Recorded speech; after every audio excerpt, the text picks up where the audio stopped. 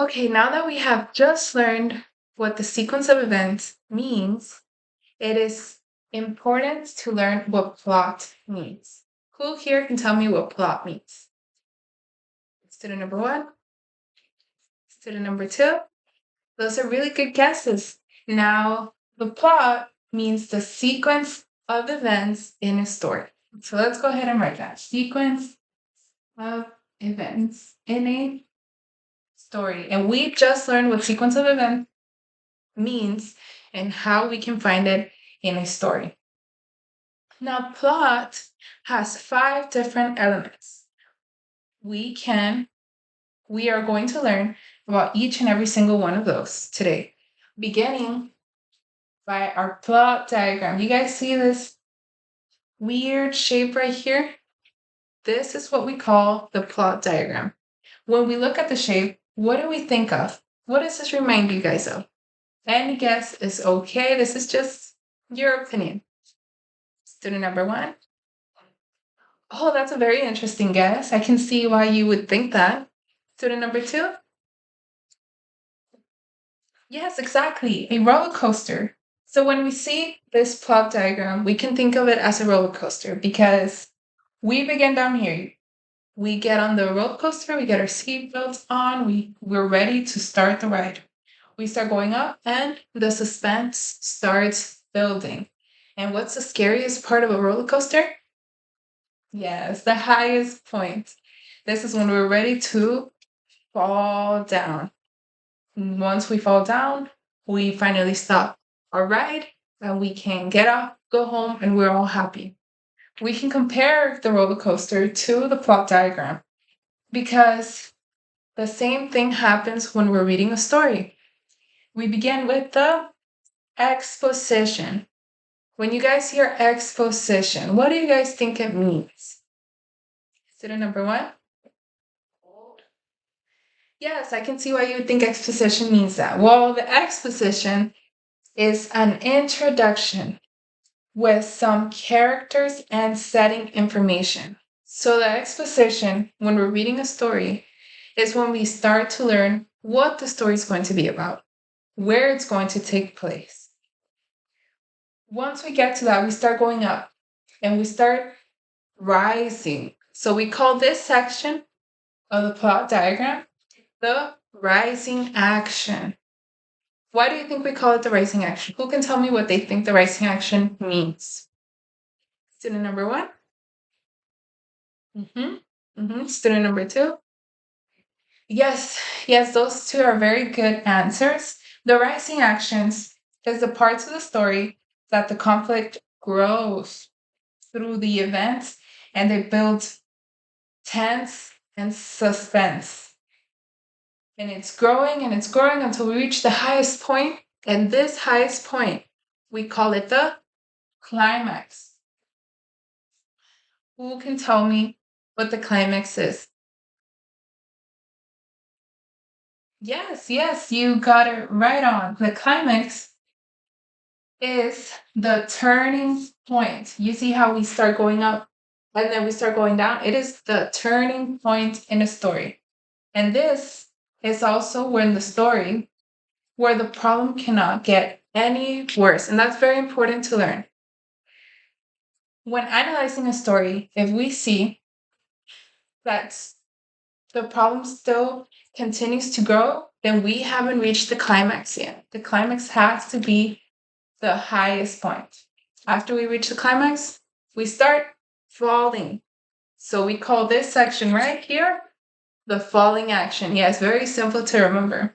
The falling action. And this is where the events after the climax take lead and they send us to the resolution.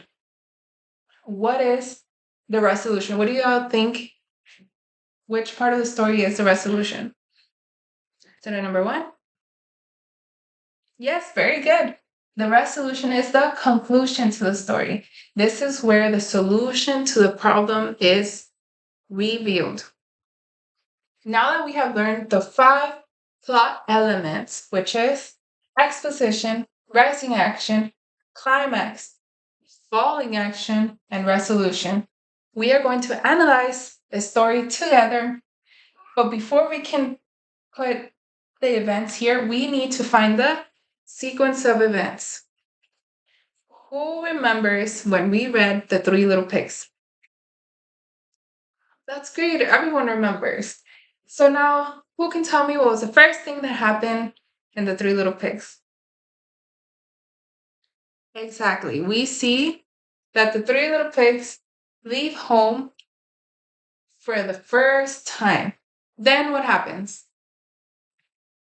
Yes, the pigs build a house of straw. And who shows up? Yes, the big bad wolf tries blowing the house down. And does he? Yes. Then what happens to the pig? He goes running away to the second pig.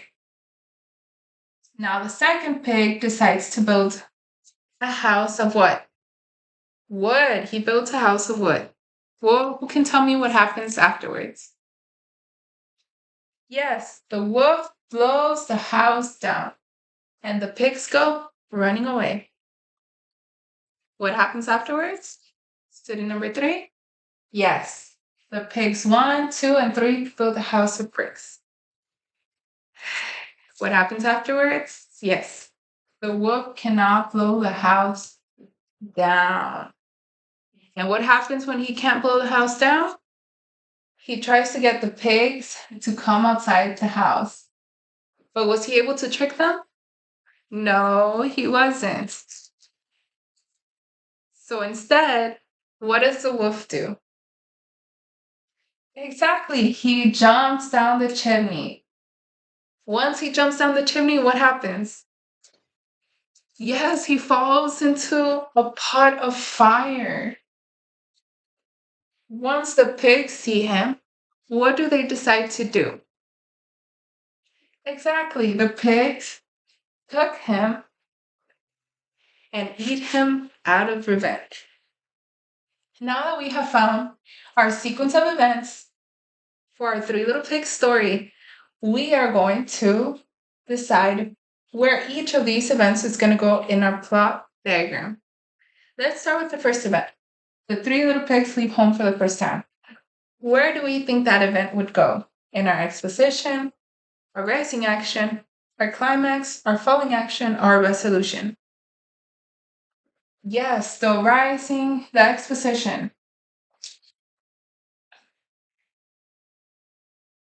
Why do we think it goes into the exposition? Who can tell me? Yes, student number 1. That's a very good way of putting it. This is when we learn about the little pigs, and this is where we see that why they're leaving their home. And now, our next event. Pig builds a house of straw. Who would like to come up and put it where they think it belongs? Student number 1. When the student comes. Now, student number 1 believes pig built a house of straw belongs in rising action. Who here agrees with that? I see mostly everyone raising their hands. Does anyone disagree? No? Okay, so we can move on. The big bad wolf blows house down and pig 1 goes running away. Who would like to put this one up into the chart? Does everybody agree? Great job. Now pig 1 and 2 build a house of wood. Let's get another student to come up and put it into our chart. Does everybody agree? Yes? Okay, let's continue. The wolf blows the house down and the pigs go running away. Would everybody agree? Yes? Okay, let's continue. Pig 1, 2, and 3 build a house of bricks. Would everybody agree with the student who put the event in the rising action? Would anyone disagree? No, let's continue. The wolf cannot blow the house down. Our student decided to put it into the rising action. Would everybody agree? Oh, I see some of y'all didn't raise your hands. Who here disagrees? Yes, why do you think the wolf cannot blow the house down goes into rising action. So you think this one is the climax. Why do you think that? Because the suspense is very high. Who let's go ahead and look at climax again. The turning point in the story where the problem cannot get any worse. What happens after the wolf cannot blow the house down? The wolf then tries to convince the pigs to come outside. So when y'all were reading that for the first time, were y'all still in suspense? Did y'all think, what is going to happen if the pigs come outside of the house? Yes. So if the pig tried to trick them, that is still the rising action. We are still in that suspense. We're still growing that suspense. We're still not over that yet. Now let's get to our next event. Wolf gets frustrated and jumps down the chimney. Where do we think this is going to go? Now, this student decided that this event is going to go in our climax. Who here agrees with that? Student number 1, why do you agree? You think it's because this is our turning point. This is the first time the wolf finally something bad happens to him and we can start breathing. So what happens afterwards? The wolf falls over the pot of fire. Where do we think this would go? So the students, y'all believe it's a falling action. Why? Because this is what is going to send us into our last event. And what happens in our last event here? The pigs cook him and eat him out of revenge. Where do we think this goes? Yes, our resolution. Now we can see that